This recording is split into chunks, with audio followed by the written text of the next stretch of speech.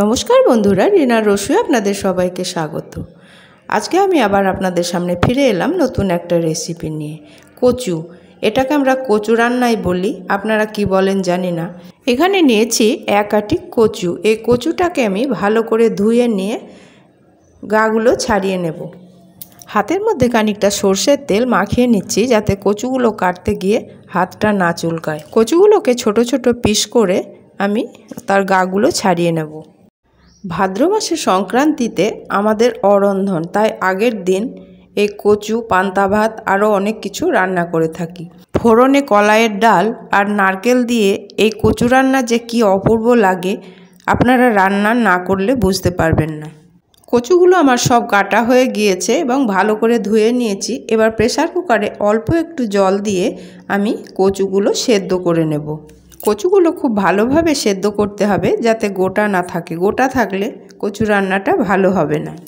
দেখুন কচুটা আমার সেদ্ধ হয়ে গেছে, খুব সুন্দরভাবে সেদ্ধ হয়ে গেছে। এবার একটা ছিদ্র পাত্রে ঢেলে নিয়ে ঠান্ডা জল দিয়ে কচুগুলোকে খুব ভালোভাবে ধুয়ে নিতে হবে। তারপর কচু থেকে জলটা চিপে নেওয়া হবে। যত চেপা হবে ততই কচু থেকে জল বেরোবে। গ্যাসের মধ্যে একটা কড়াই বসিয়ে দিয়েছি, তার মধ্যে দিয়ে দিচ্ছি 3 চামচ মতো তেল। এই রান্নাটায় তেল একটু বেশি লাগে। তারপরে দিয়ে দিচ্ছি 5 ফোড়ন, শুকনো লঙ্কা আর তেজপাতা।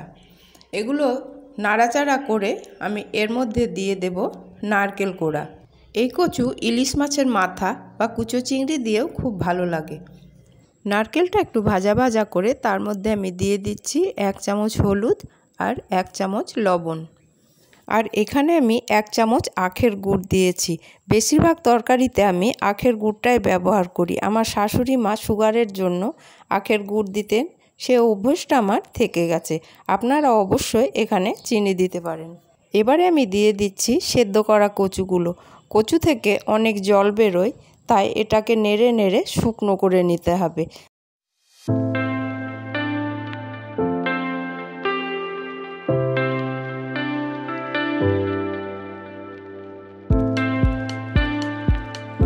আমি নারকেলটা ভাজার সময় 1 চামচ মতো নুন দিয়েছিলাম। কচু দেওয়ার পরে আমি আর 1 চামচ নুন দিয়ে দিলাম।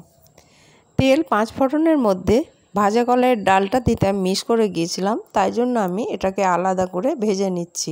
আপনারা যখন তেল, 5 ফোড়ন, শুকনো লঙ্কা দেবেন তখনই ভাজা কলাইয়ের ডালটা এর মধ্যে দিয়ে দেবেন। আর ভাজা কলাই যদি না থাকে তাহলে বিউলির ডালটাকে ধুয়ে গরম তেলের মধ্যে দিয়ে দিলেও একই স্বাদ হবে। ডালটা আমার ভাজা হয়ে গেছে। এবারে আমি কচুর মধ্যে ডালটা দিয়ে দিচ্ছি।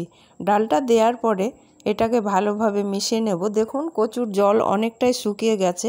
আরেকটু নাড়াচাড়া করলেই কচুটা রান্না হয়ে যাবে। একদম কিন্তু শুকিয়ে যাবে না, একটু নরম নরম থাকলেই খেতে ভালো লাগবে।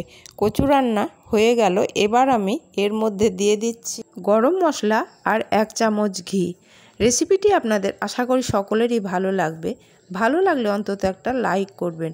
লাইক পেলে আমরা উৎসাহ পাই। অবশ্যই চ্যানেলটিকে সাবস্ক্রাইব করে আমার পাশে থাকবেন।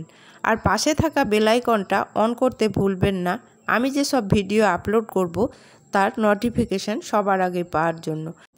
আজ তাহলে এখানেই শেষ করছি। আবার আপনাদের সামনে হাজির হব নিত্য নতুন রেসিপি নিয়ে। আপনারা ভালো থাকবেন, সুস্থ থাকবেন, আমার পাশে থাকবেন। ধন্যবাদ।